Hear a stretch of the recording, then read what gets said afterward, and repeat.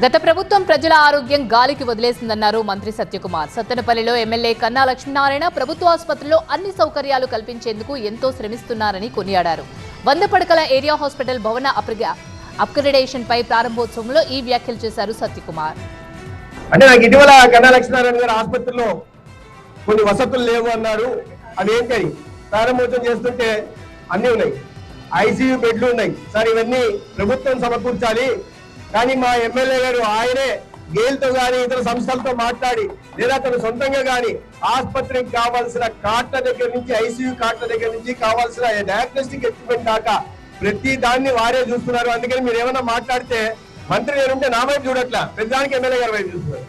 అందుకని ఎమ్మెల్యే గారి వైపు చూస్తున్నారు సార్. ఏదైనా సరే ఆయన చొరవ కారణంగానే ఇవాళ ఈ ఆసుపత్రిలో ఇవన్నీ వచ్చాయంటే దానికి మా ఎమ్మెల్యే గారి కారణం కాబట్టి ఒక సూపరింటెండెంట్ గారి ప్రతిదానికి వారి వైపు చూస్తున్నారు. అంటే ఈ ఆసుపత్రి అభివృద్ధి కోసం ఆయన ఎంత చిత్తశుద్ధితో ఉన్నారు, ఈ ప్రాంతంలో పేదల కోసం ఎటువంటి నాణ్యమైన వైద్య సేవలను అందించడానికి ప్రయత్నం చేస్తున్నారనే విషయాన్ని మీకు చెప్పడం కోసం మాత్రమే నేను ఈ విషయాలు ప్రస్తావించాను.